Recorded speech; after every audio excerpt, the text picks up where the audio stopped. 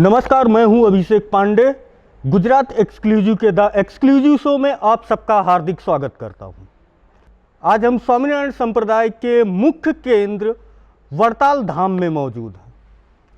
वड़ताल धाम वो जगह है जो स्वामीनारायण संप्रदाय की आप राजधानी समझ सकते हैं, और आज उसी संस्था के हम मुख्य कार्यकारी, मुख्य कोठारी महंत श्री संत बल्लभदास जी स्वामी के साथ मौजूद हैं। और उन्हीं से आज ये संस्था, ये मंदिर 200 साल अपना पूरा कर रहा है। उस अवसर पर हम उनसे स्वामीनारायण संप्रदाय के बारे में पूरी जानकारी लेंगे, पूरी तरह से समझेंगे कि स्वामीनारायण संप्रदाय है क्या, स्वामीनारायण धर्म को मानने वाले लोगों का सिद्धांत क्या है, व्यवहार क्या है, आचार विचार क्या है।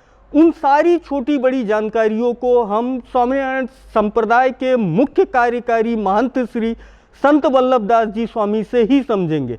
नमस्कार स्वामी जी, स्वागत है आपका। सबसे पहले मैं आपसे ये जानना चाहूँगा, स्वामीनारायण संप्रदाय है क्या?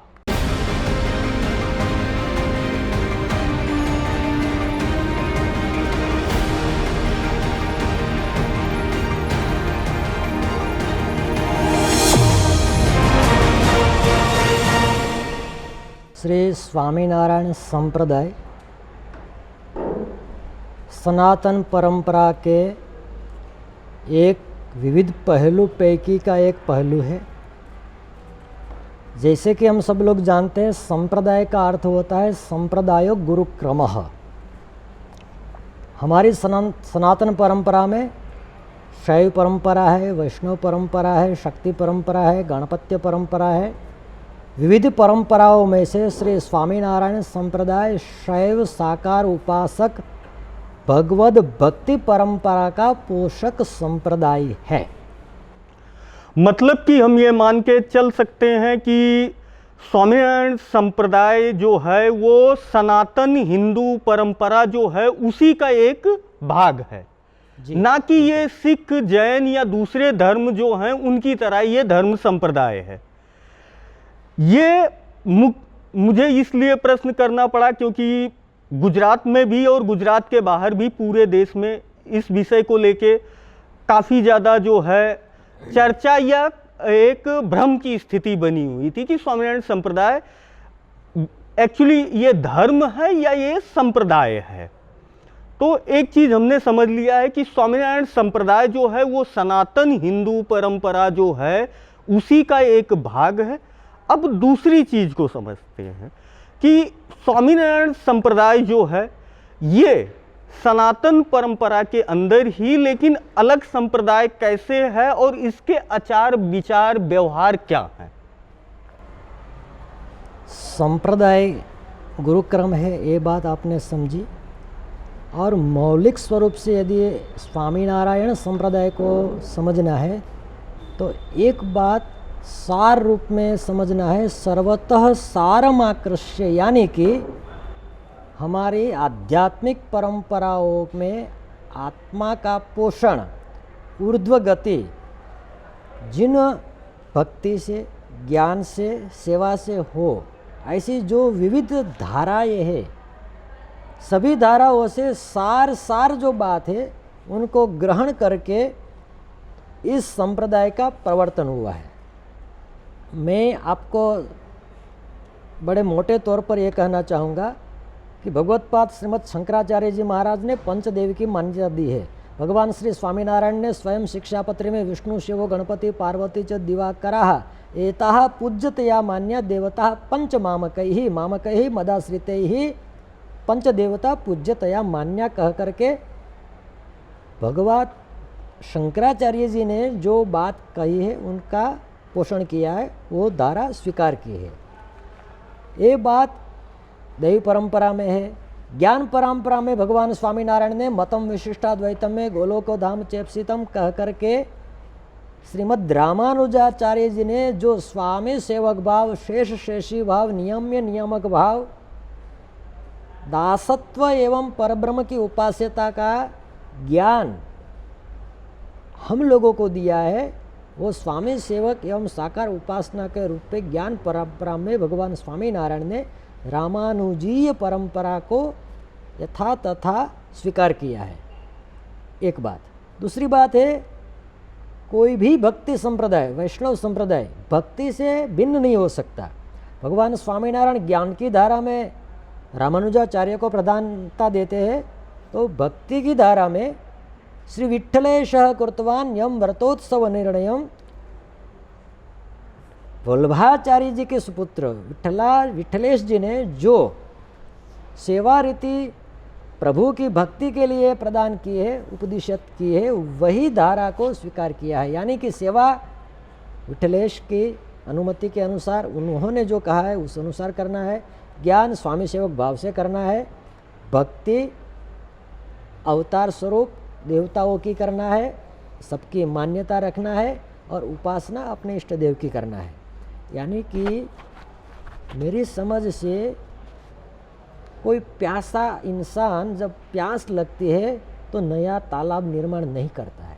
वो क्या करता है, तालाब के पास जाता है और जहाँ अच्छा स्वच्छ पानी है, पेयजल है, उसका पान करता है। भगवान स्वामीनारायण का प्रादुर्भाव अभी अभी हुआ है, 200-250 साल पहले। उन्होंने क्या किया, सनातन परंपरा में कहीं ज्ञान, कहीं धर्म, कहीं भक्ति, जो जो विशेषताएं हैं उन सबको सम्मिलित करके आध्यात्मिक, वैचारिक, दार्शनिक पोषण करते हुए ये संप्रदाय का, भक्ति का, ज्ञान का प्रवर्तन किया।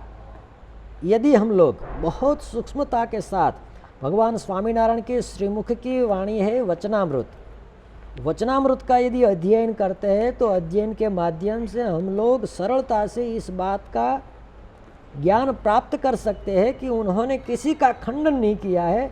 आत्मा की ऊर्ध्व गति के लिए जो जो पहलू जरूरी है उन सब का प्रतिपादन किया है।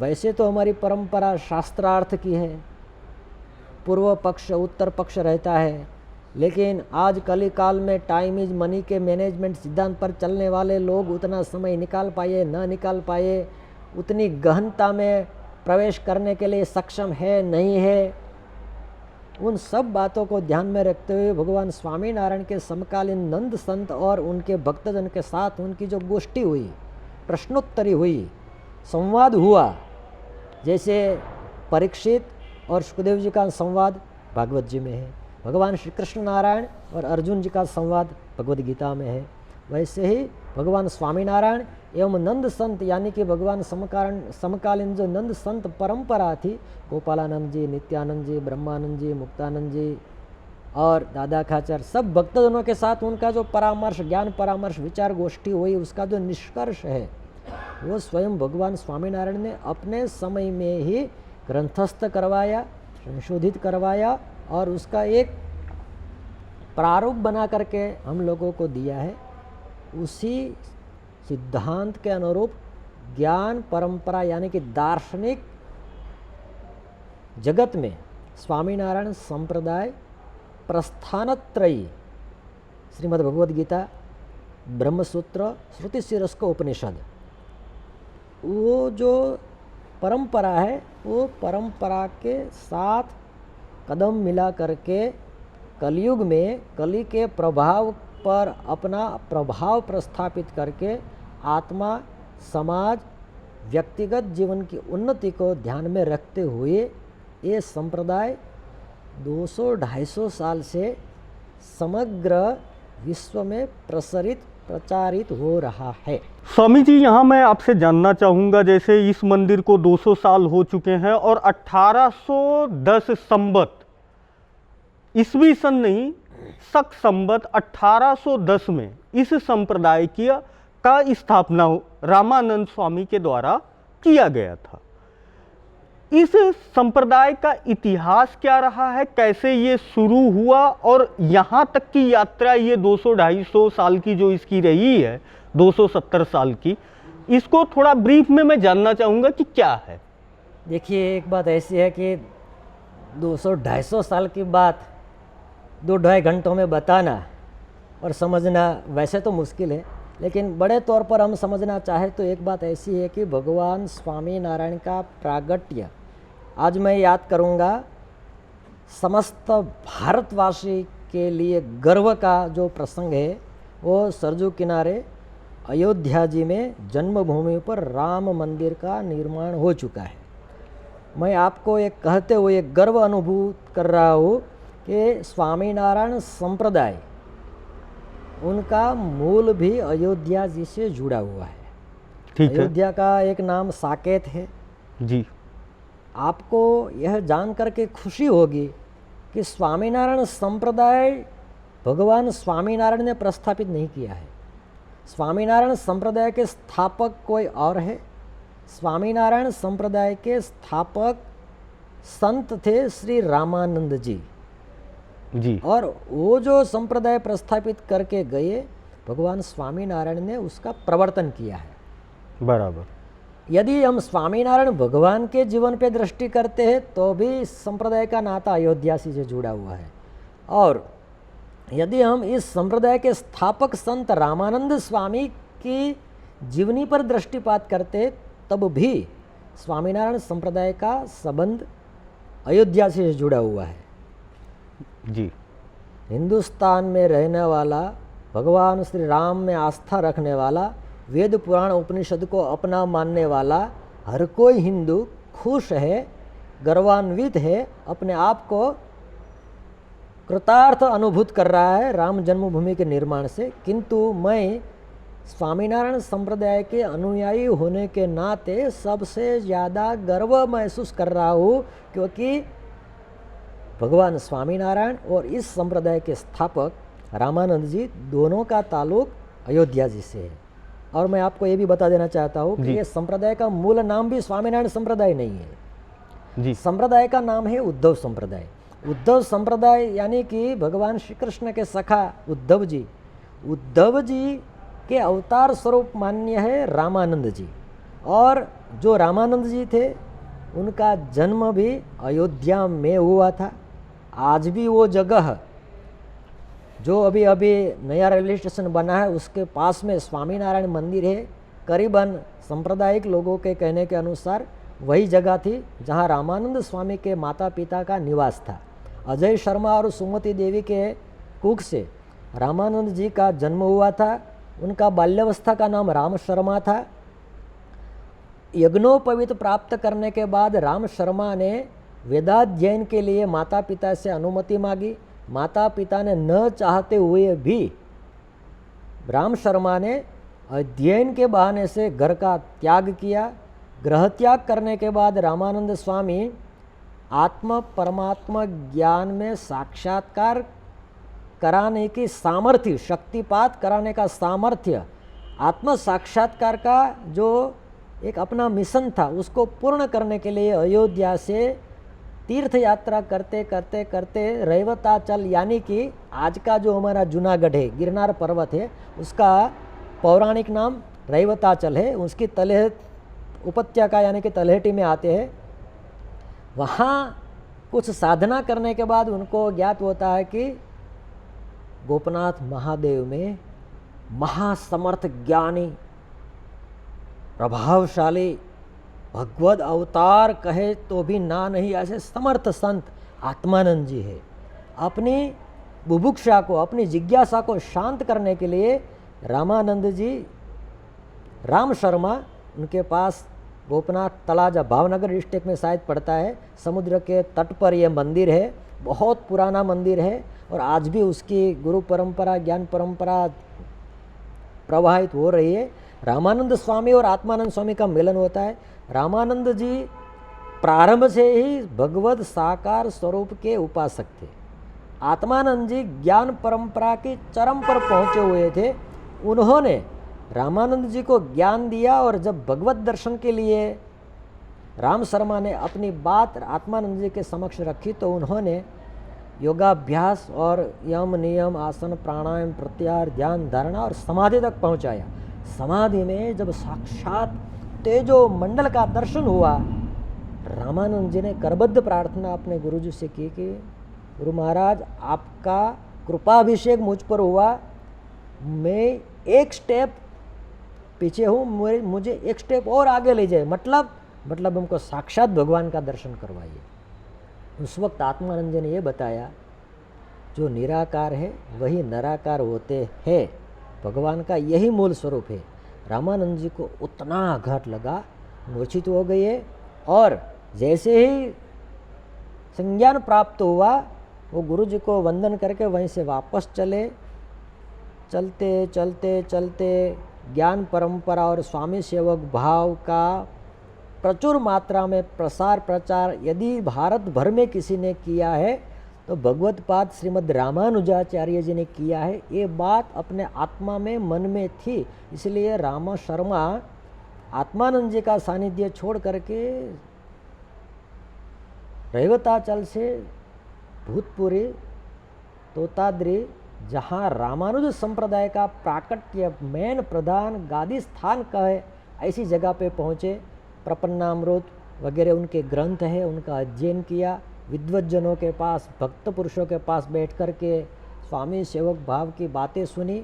वहाँ निवास के दरमियान आपको आश्चर्य होगा, बियॉन्ड द सेंस भी हो सकता है, लेकिन ये संप्रदाय का जो गुरु क्रम है उसमें ऐसा है कि रामानुजाचार्य जी की उद्रिक्त भक्ति भावना के कारण वो एक रात को सो रहे थे, उनको वही उसी भूमि पर ऐसा स्वप्न आता है कि मैं साक्षात रामानुजाचार्य जी से ज्ञान गोष्ठी कर रहा हूँ, वार्तालाप कर रहा हूँ, प्रश्नोत्तर कर रहा हूँ, उनका कृपाभिषेक मुझे प्राप्त हो रहा है। मैंने उसको विनंती की और वो उस विनंती को स्वीकार करे, रामानुजाचार्य जी ने मुझे दीक्षा प्रदान की। ऐसा स्वप्न आता है रात में। सुबह जब वो जागृत होते हैं तो उनको स्वप्न की स्मृति रहती है, और स्वप्न की स्मृति के बाद जब वो देखते हैं अपने अंग पर, तो जो ऊर्ध्वपुंड्र तिलक रहता है वो तिलक स्वप्न में जो किया था वो तिलक शरीर में भी था। तो रामानंद जी ने यह मान लिया कि मेरे गुरु श्री भगवदपाद रामानुजाचार्य जी ही यतिपति चूड़ामणि यामुन मुनि के, नाथ मुनि के शिष्य थे, मैं उनका शिष्य हूँ। और उनका जो श्री भाष्य है, उनका जो गीता भाष्य है, उसमें उन्होंने जो ज्ञान प्रदान किया है, ज्ञान के साथ भक्ति का जो प्रभाव समाज में प्रसरित किया है, सेवक भाव से स्वामी की उपासना करने की, नारायण की उपासना करने की बात कही है, उसी का मैं प्रवर्तन करूँगा। रामानंद स्वामी साउथ को छोड़ करके अयोध्या आते, वहाँ भी कष्ट होता है, उसको छोड़ करके पुनः रेवताचल में, आज जिसको हम सोरठ बोलते हैं, जूनागढ़ के आसपास का जो स्थान है, पश्चिम गुजरात जूनागढ़ जो गिरनार भाग है, हाँ, वहाँ वो आते हैं। वहाँ उनका ज्ञान आश्रम सदाव्रत प्रस्थापित करते हैं। और गिरनार वैसे भी शैव परंपरा के लिए भी बहुत पूज्य स्थान है। जो गिरनार शैव परंपरा नहीं, गिरनार हमारी सनातन परंपरा का हिमालय के समान आदरणीय स्थान है। लेकिन क्या है, हम लोग यहाँ रहते हैं इसलिए हमको हिमालय के बारे में अच्छा लगता है। हिमालय में बसने वाले लोग हैं, उनको रेवताचल के बारे में सुनकर के अच्छा लगता है। एक कहावत है कि गांव का जो तीर्थ होता है ना, वो घर की मूल की दाल बराबर है। उनको ऐसा लगता है तो अपना ही है ना, उनको उसके दिमाग में उसका अभ्यास नहीं होता है।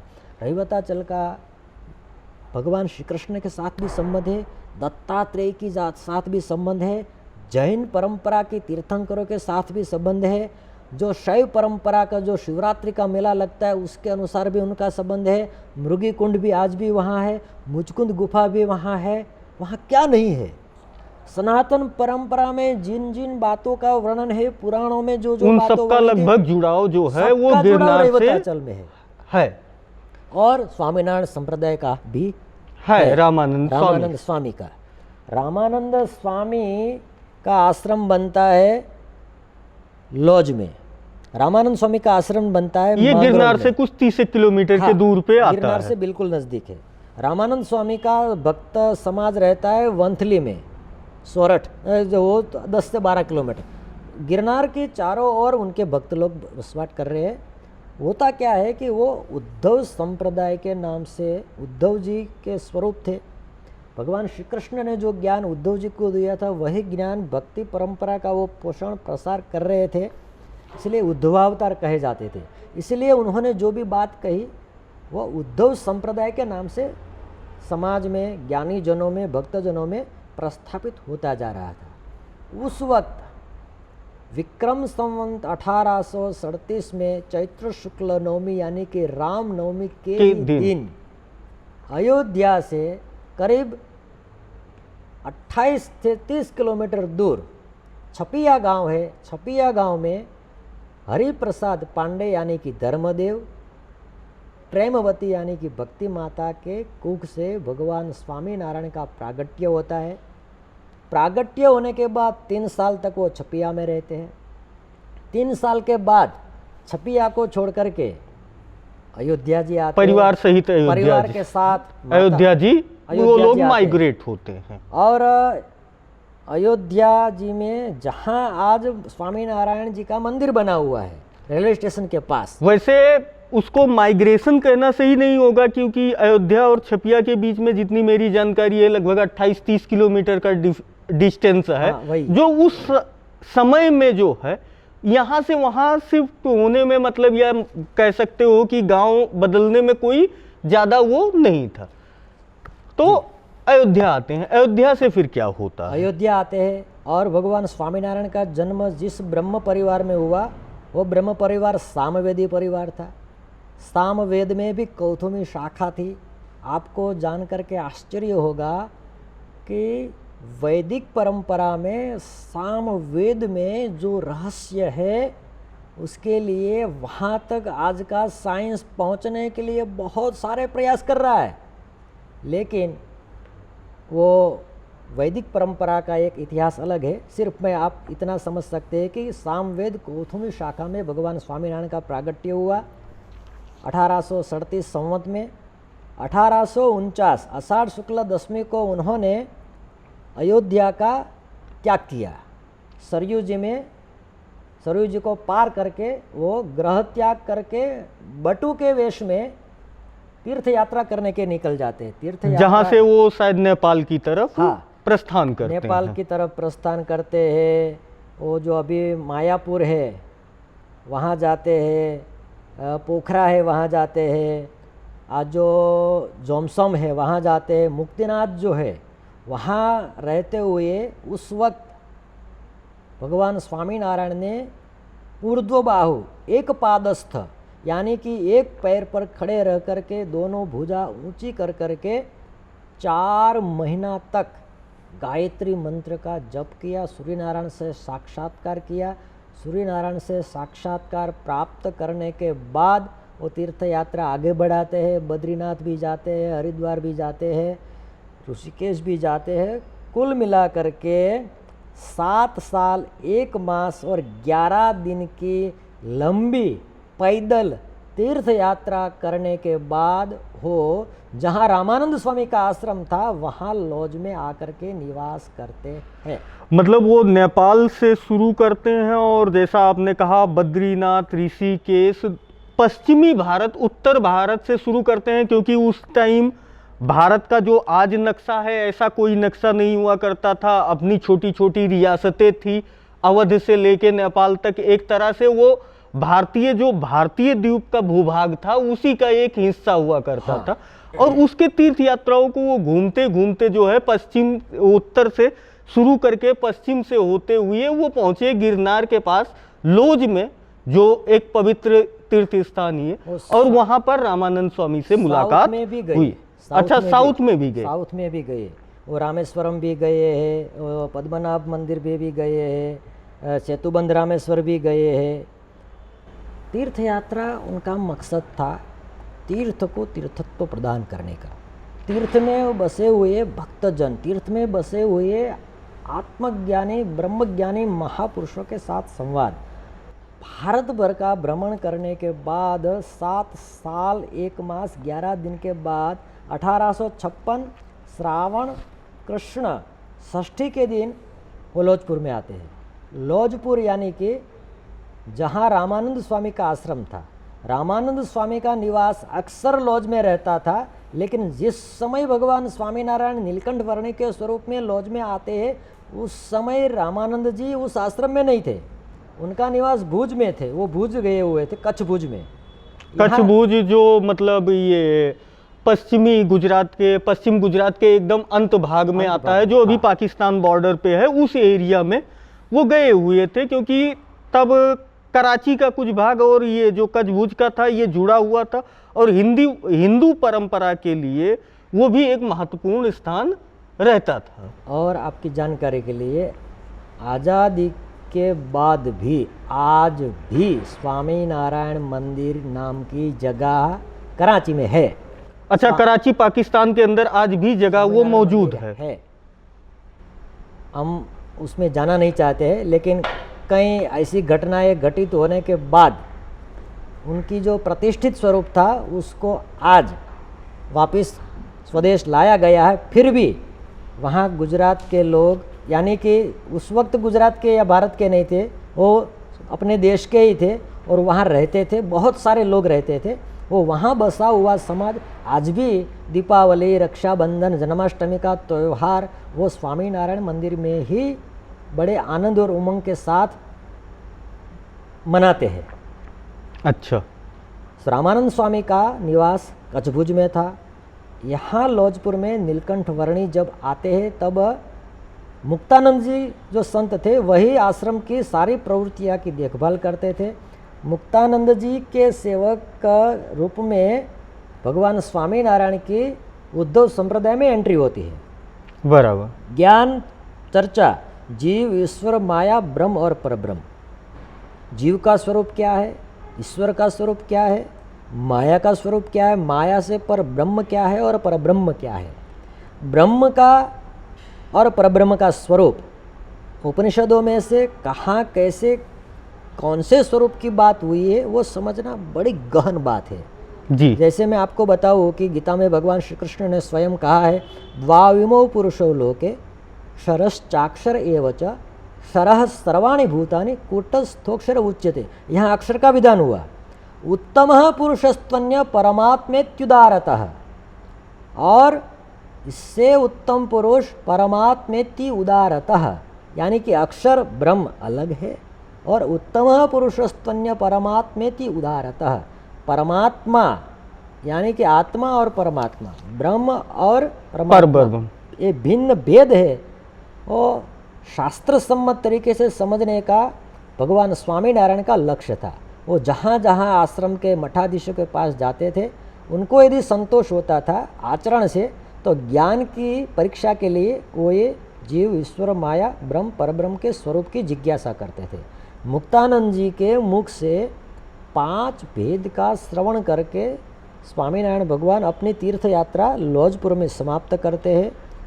मतलब जो वो तलाशने निकले थे, ज्ञानार्जन करने निकले थे, या जो परंपरा की उन्हें तलाश थी, वो चीज उन्हें मुक्तानंद स्वामी के द्वारा लौज में ये रामानंदी परंपरा में दिखी, या उनके शिष्य रामानंद स्वामी की जो शिष्य परंपरा थी उसमें मुक्तानंद स्वामी जो थे उनके द्वारा उन्हें जिस चीज की खोज थी उसकी प्राप्ति हुई, इसलिए वो वहां उनसे जुड़ गए और वहां उनके साथ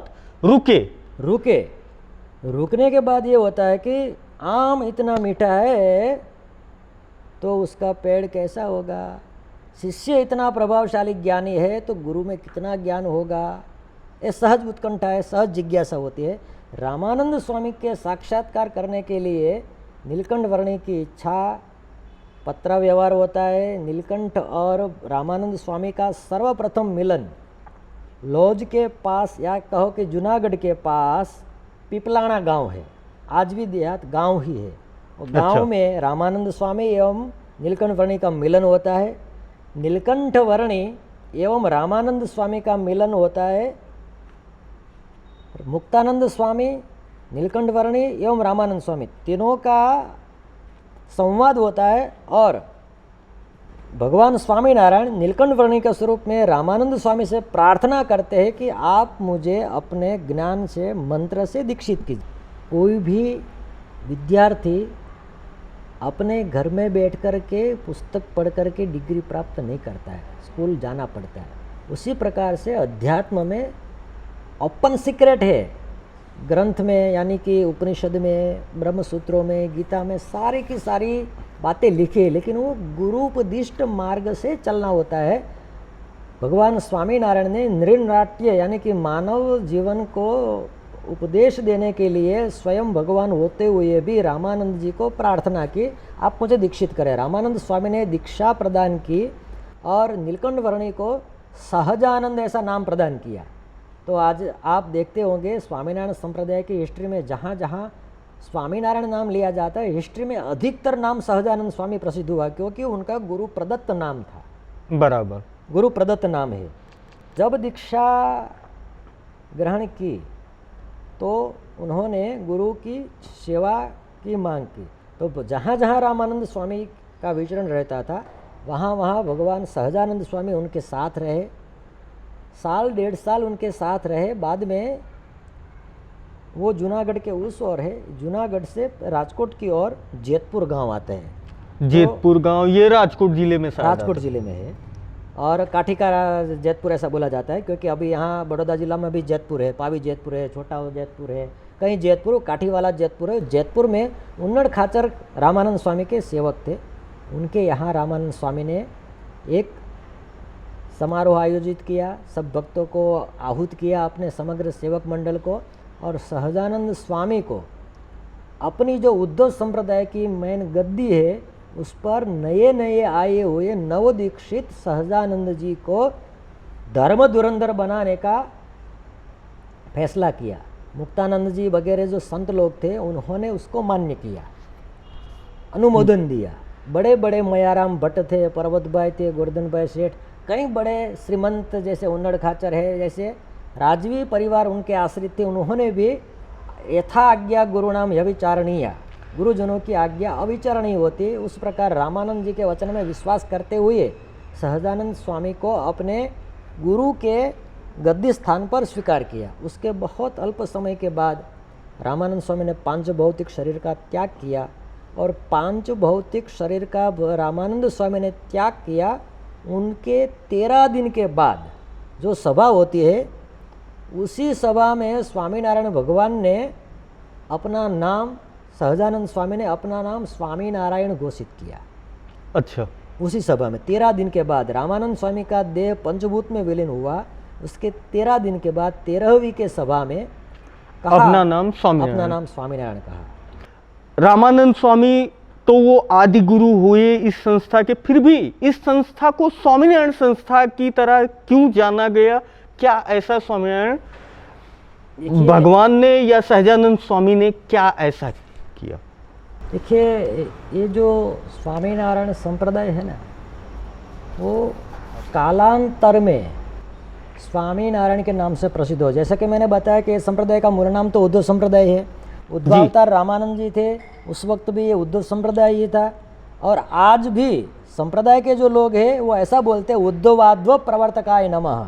बराबर, उद्धव अध्व यानी कि मार्ग, उद्धव संप्रदाय का जिन्होंने प्रवर्तन किया, ऐसे सहजानंद स्वामी भगवान स्वामीनारायण को मेरा नमस्कार, वो अनुयायी लोग बोलते हैं। मतलब उस संप्रदाय का प्रवर्तनकारी है, स्थापक नहीं है।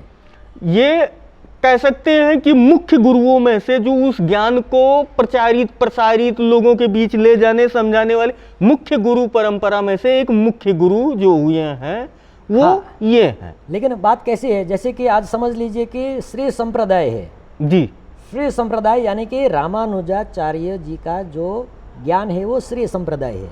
लेकिन रामानुजाचार्य जी ने श्रुतियों के परस्पर विरुद्ध श्रुतियों को परस्पर विरोध परिहार के साथ समन्वय किया, और ऐसा ज्ञान दिया कि आज श्री संप्रदाय रामानुज संप्रदाय के नाम से जाना जाता है।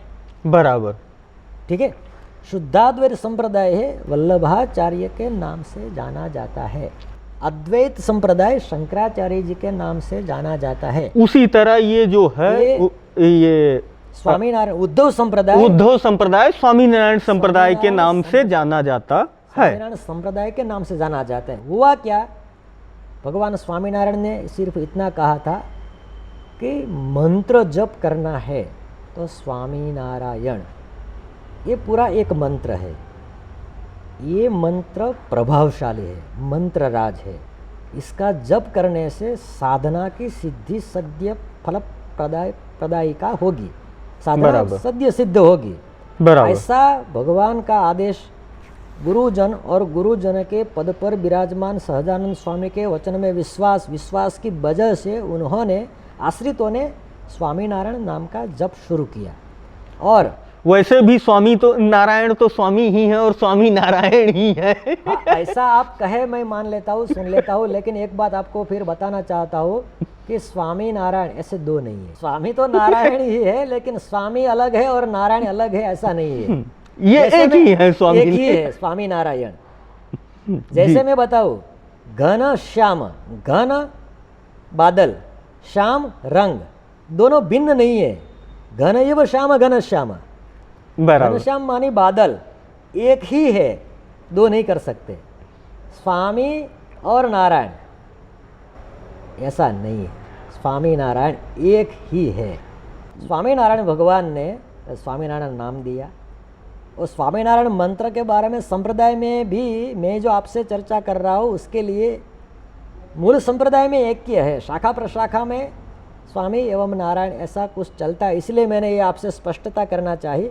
अभी हम शाखा प्रशाखा का भी वो जो विषय है उस पे थोड़ा कि ये मूल परंपरा क्या है स्वामीनारायण संप्रदाय, क्योंकि अलग अलग परंपराओं में अलग अलग जो है संस्थाओं के द्वारा अलग अलग प्रचारित किया जाता है। और हम इस वक्त स्वामीनारायण संप्रदाय का जो मूल संस्था है वड़ताल धाम, दो इसके मूल संस्थाएं हैं, एक वड़ताल धाम है और एक अहमदाबाद स्थित स्वामीनारायण मंदिर कालूपुर है। ये दो इसकी मूल संस्थाएं हैं, जिसमें से एक के मूल संस्था पर इस वक्त हम लोग बैठे हुए हैं।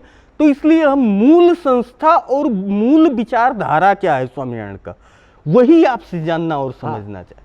आप बड़े छोटे तौर पर समझ लीजिए कि विक्रम संवत 1837 में भगवान स्वामीनारायण का अयोध्या जी के पास में छपिया गांव में प्रादुर्भाव हुआ जी। वो 11 वर्ष 3 मास 1 दिन अपने माता पिता और परिवार के साथ रहे जी। 7 साल 1 मास 11 दिन वन विचरण किया, बराबर। और कुल मिला करके 49 साल 2 मास और 1 दिन 5 भौतिक शरीर के साथ इस धरती पर रहे जी। और गादी नसीत धर्म धुरंधर होने के बाद जैतपुर से सरदार, सरदार से कारियाणी, कारियाणी से गढ़पुर, गढ़पुर से पूरा पांचाल, पश्चिम पांचाल जो घेला सोमनाथ है, पश्चिम पांचाल, पंचाला है, लोया है, सारंगपुर है, सारे के सारे उस वक्त देहाती राज हुआ करता था। उनके यहाँ जाना, उनको ज्ञान प्रदान करना, उनको आश्रित बनाना, उनका आश्रित बनना। और 1876 से लेकर के 1886 10 साल उन्होंने ज्ञानोपदेश किया है। सारा ज्ञानोपदेश मैंने प्रारंभ में बताया, उसी तरह प्रश्नोत्तर में है। प्रश्नोत्तर का स्वरूप जो ज्ञान उपदेश है उसको वचनामृत के रूप में ग्रंथस्थ किया गया है। और एक हम लोग अभी जिस स्थान पर बैठे हैं इसी स्थान पर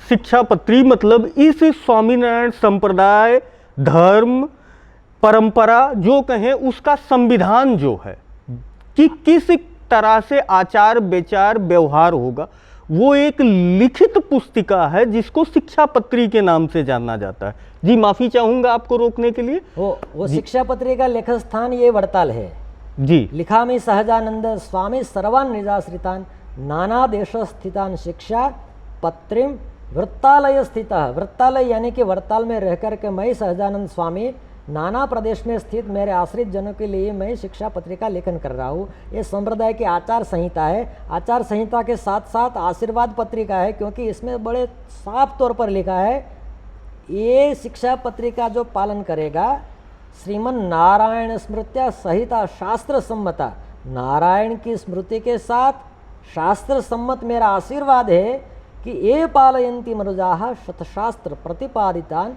सदाचारान सदा तेत्र परत्र च महासुखा। कोई ज्ञान परंपरा धर्म पंथ संप्रदाय ऐसे है जो ऐसी बात बताते हैं कि अपने पास जो कुछ है उसका त्याग कर दो, ये भोगवाद है।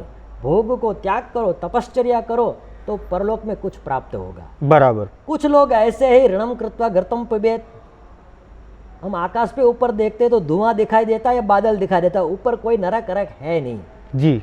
जो है वो यही है, खाओ पियो मौज करो, ऋणम कृत्वा घृतम पिबेत।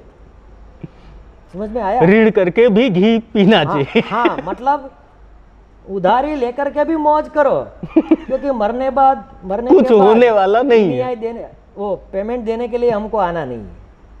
वो पूर्ण भोगवाद है, पूर्ण त्यागवाद है।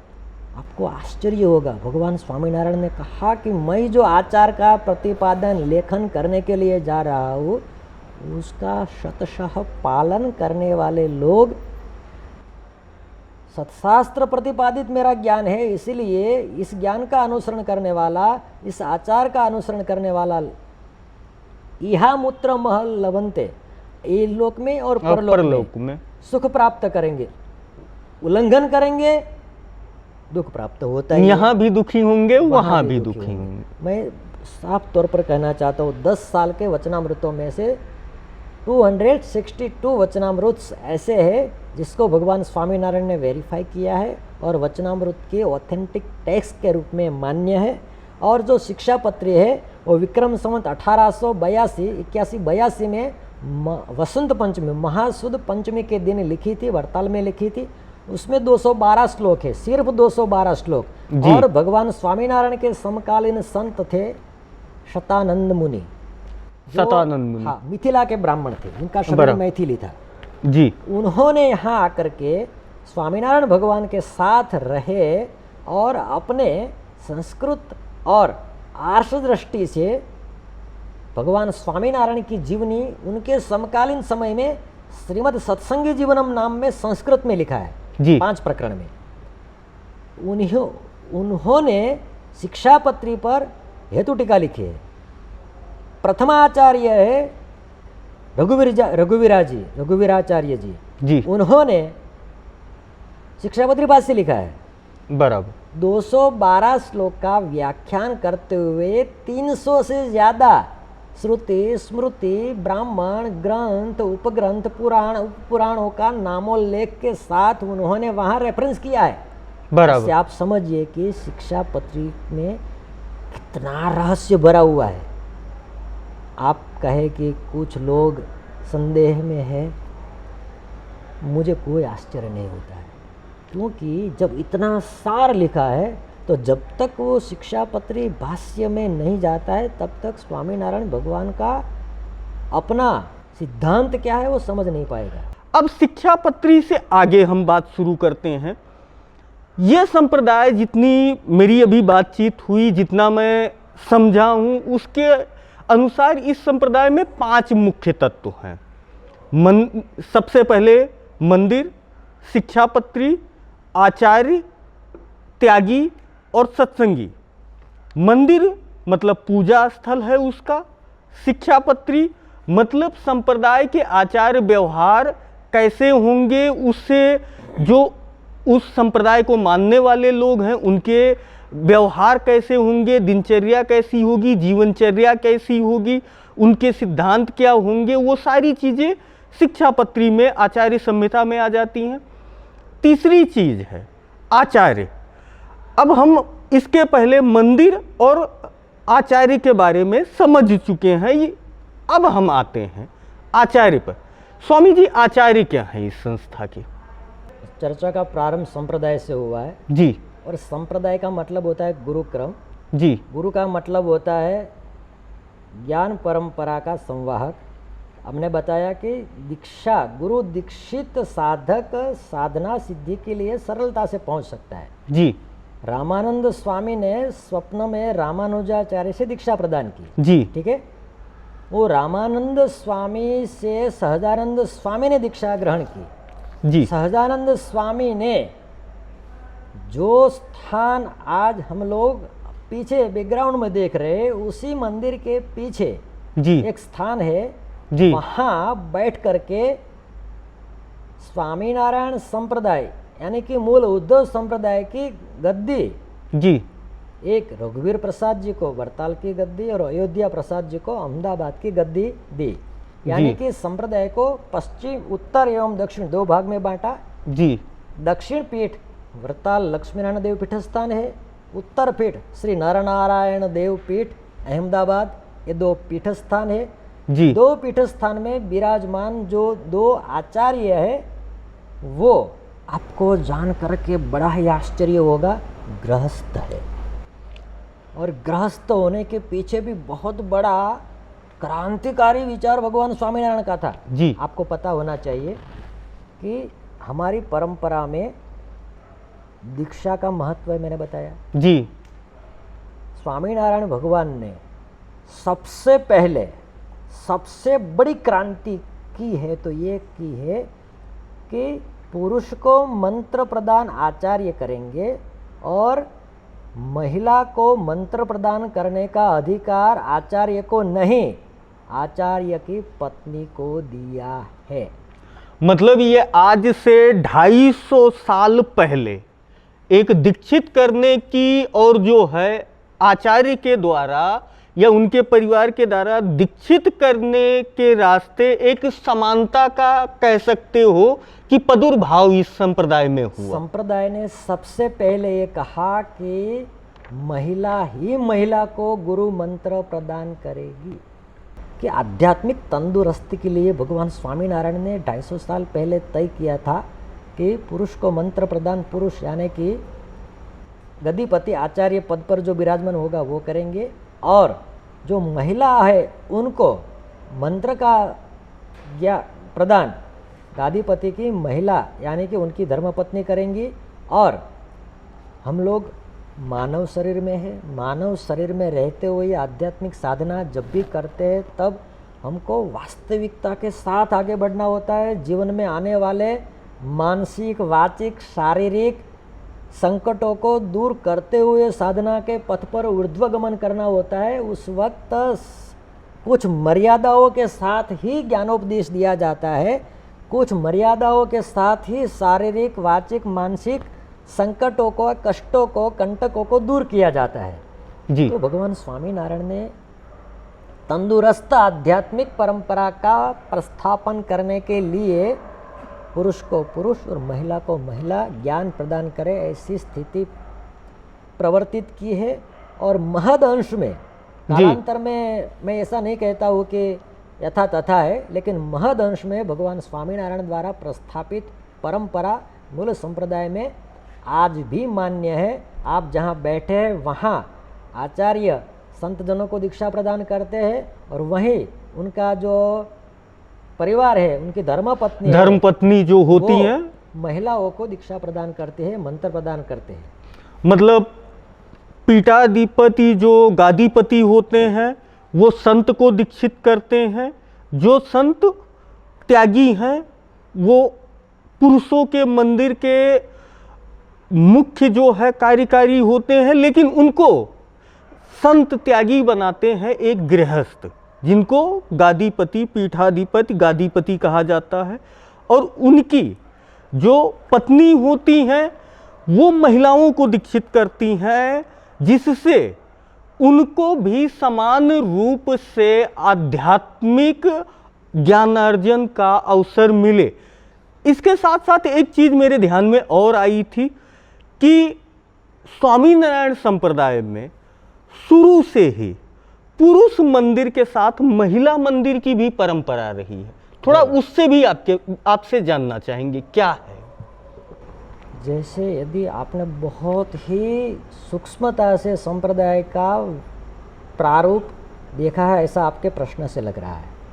मुझे गर्व है कि जर्नलिज्म के क्षेत्र में इतनी बारीकी से देखने वाले लोग हैं। बहुत बहुत शुक्रिया। स्वामीनारायण संप्रदाय में भगवान स्वामीनारायण के समकालीन समय से ही मर्यादा के साथ तंदुरुस्त समाज निर्माण के लिए महिला को ज्ञानोपदेश कर रही है, पुरुष को ज्ञानोपदेश कर रहे हैं।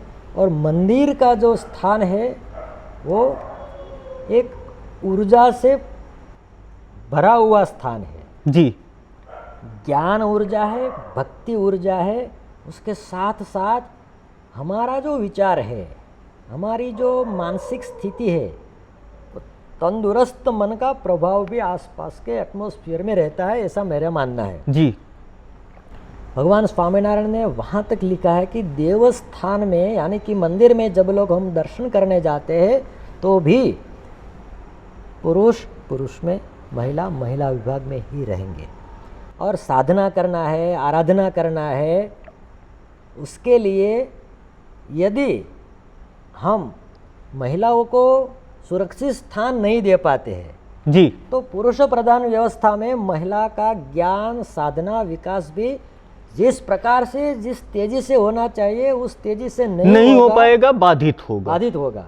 और जी। आज ये बात संप्रदाय को और समाज को स्वीकार करना होगा। जहाँ जहाँ जी जो कोई आदमी स्वामीनारायण भगवान ने प्रस्थापित की हुई परंपरा का उल्लंघन करके समभाव से कार्य करने का प्रयास कर रहे हैं, जी तो जो डर भगवान स्वामीनारायण को था वो कहीं कहीं दूषण भी प्रवेश कर लेता है।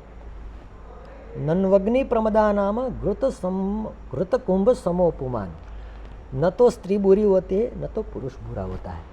मैं भी साधना के लिए आया हूँ, आप भी साधना के लिए आए हैं, लेकिन एक एकांत, एक अलग प्रकार का जुड़ाव कहीं हमको अपने आध्यात्मिक पथ से च्युत कर सकता है। इसीलिए स्वतंत्र और संपूर्ण व्यवस्था के साथ भगवान स्वामीनारायण ने महिला विभाग प्रदान किया। और भगवान स्वामीनारायण के समय में गढ़पुर में जीवबा, लाडूबा, मोटीबा, पांचवा महिला थे, वो उनको उपदेश करती थी। हमारे रघुवीर जी महाराज, उनके बाद भगवत प्रसाद जी, उनके बाद बिहारी लाल जी, उनके बाद श्री लक्ष्मी प्रसाद जी, उनके बाद आनंद प्रसाद जी, नरेंद्र प्रसाद जी, अजेंद्र प्रसाद जी, और आज वरताल गादी पे 9वें आचार्य के रूप में राकेश प्रसाद जी महाराज गादी पर विराजमान है। मुझे कहते हुए खुशी हो रही है कि उन्होंने करीब करीब 850 से अधिक संत जनों को दीक्षा दी है। यहाँ दीक्षा की बात आती है तो गृहस्थ संत की दीक्षा प्रदान करता है। यहाँ कोई भी सनातनी प्रश्न कर सकता है, मैं सहजता से समझ सकता हूँ और स्वीकार भी करता हूँ। लेकिन एक बात मैं आपके माध्यम से बताना चाहता हूँ जी कि आचार्य मंत्र प्रदान करते हैं और ज्ञान, गेरुआ वस्त्र है, ज्ञान अर्जन का वो आपको रास्ता देते हैं कि अब आप आगे बढ़ सकते हो, वो भी है। और गेरुआ वस्त्र है, गेरुआ वस्त्र जिसके पास है वो हमारे गुरुजन, यानी कि मैं जिस महात्मा के पास आया हूँ गेरुआ वस्त्र उनके पास है। जिसके पास से आपको ज्ञान अर्जन करना है, जिसके पास मंत्र देना का अधिकार है वो मुझे मंत्र प्रदान करेंगे, जिसके पास गेरुआ वस्त्र है वो गेरुआ वस्त्र प्रदान करेंगे। तो एक तरह से मेरी समझ से, मैं इतना बड़ा निर्णायक नहीं हूँ, लेकिन मेरी समझ से स्वामीनारायणीय परंपरा में जो ये दीक्षा है गेरुआ वस्त्र की संयुक्त दीक्षा है। स्वामीनारायण संप्रदाय में मैं कोई निर्णायक भूमिका में नहीं हूँ, लेकिन इतना मैं जितना समझा हूँ वहाँ तक मैं ये कह सकता हूँ कि परंपरा से प्राप्त मंत्र देने का अधिकार आचार्य के पीठाधिपति के पास है। तो मंत्र प्रदान आचार्य जी करते हैं और गेरुआ वस्त्र हमारे त्यागी के जो गुरु मंडलाधीश होते हैं जी वो गेरुआ वस्त्र प्रदान करते हैं जी। तो तब जाकर के एक संत बनता है। और जो गादीपति है उनका जो गृहस्थाश्रम है, उनकी जो धर्म पत्नी है, भार्या है, वो महिला को लाल वस्त्र प्रदान करती है, मंत्र प्रदान करती है, और उनके जो गुरुजन है उनको रक्त वस्त्र प्रदान करते हैं और ये परंपरा चल रही है। महत्व की बात यह है कि इस परंपरा का पालन करना संप्रदाय के लिए बहुत, यानी कि समझ लो रीढ़ की हड्डी है। ये परंपरा जहाँ जहाँ सुरक्षित है, मतलब गृहस्थ और क्या बोलते हैं त्यागी, दोनों के बीच में एक संतुलन बना रहता है। इसके वजह से दोनों के बीच में एक समन्वय रहता है। आप 200 साल 250 साल का इतिहास देखेंगे ना, तो स्वामीनारायण संप्रदाय में 6 बात मौलिक स्वरूप से आती है जी। देव, मंदिर एवं शास्त्र। जी। देव मतलब मेरी गलती थी, मैंने 5 बोला था, 6 चीजें आती। देव जी, मंदिर जी, शास्त्र, ये 3 स्थावर है जी। आचार्य, संत और सत्संगी। जी। आपको यकीन नहीं होगा, यहाँ जो गृहस्थ लोग हैं उनका भी बहुत बड़ा भूमिका है, बहुत बड़ी भूमिका है, उनका बहुत बड़ा रोल है। स्वामीनारायण संप्रदाय में 6 अंग है जी। देव, मंदिर एवं शास्त्र। देव लक्ष्मी नारायण देव, नर नारायण देव, गोपीनाथ जी महाराज, राधा रमण देव, मदन मोहन जी महाराज। स्वामीनारायण भगवान ने अपने जीवन काल में 6 मंदिर का निर्माण करवाया और मंदिर में प्रस्थापित देव प्रतिमा, देव प्रतिमा के साथ साथ उपास्य ध्येय स्वरूप के स्वरूप में उन्होंने वर्ताल में हरिकृष्ण महाराज का स्वरूप भी प्रस्थापित किया। देव मंदिर का निर्माण करवाया और शास्त्र आपको। अच्छा स्वामी जी, यहाँ फिर मैं आपको रोकना चाहूँगा। ये जो 6 मंदिर सहजानंद स्वामी या स्वामीनारायण ने स्थापित करवाए, 6 में वड़ताल लक्ष्मी नारायण देव, अहमदाबाद नर नारायण देव, भुज नर नारायण देव, गढ़रा गोपीनाथ जी महाराज, धोलेरा धंधुका धोलेरा मदन मोहन जी महाराज, जूनागढ़ राधा रमण। अब आप बात कर रहे थे कि मंदिर में गृहस्थ की भूमि। हाँ, ये जो संप्रदाय है ना, आप समझ लीजिए कि मात्र 200-250 साल में आज विश्व में कोई ऐसा खंड नहीं है जहाँ स्वामीनारायण मंदिर की ध्वजा न हो।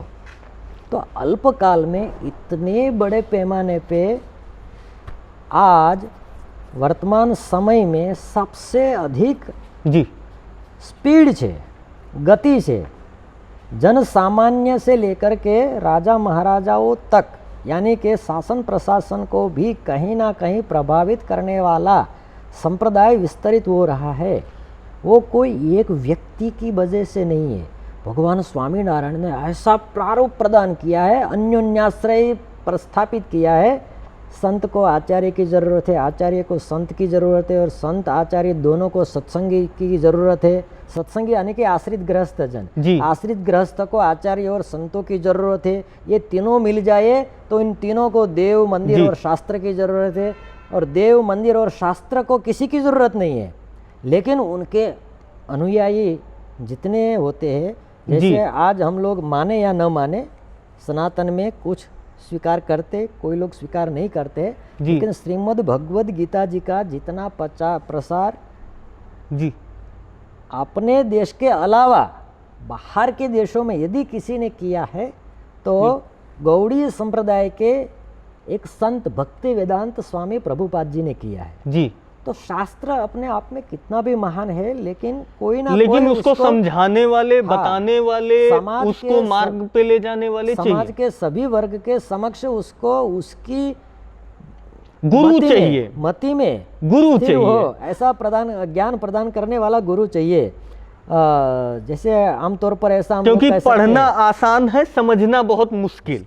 वो समझने के लिए गुरु चाहिए, और वो गुरु की भूमिका अदा करते हैं जो प्रचारक प्रसारक कहो या संत त्यागी महात्मा कहो इस संस्था के हैं वो।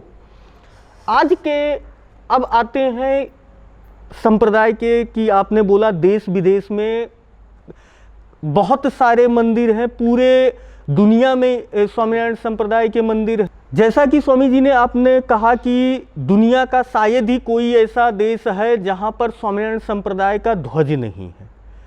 स्वामीनारायण संप्रदाय के इस समय कितने मंदिर हैं पूरे दुनिया में? लगभग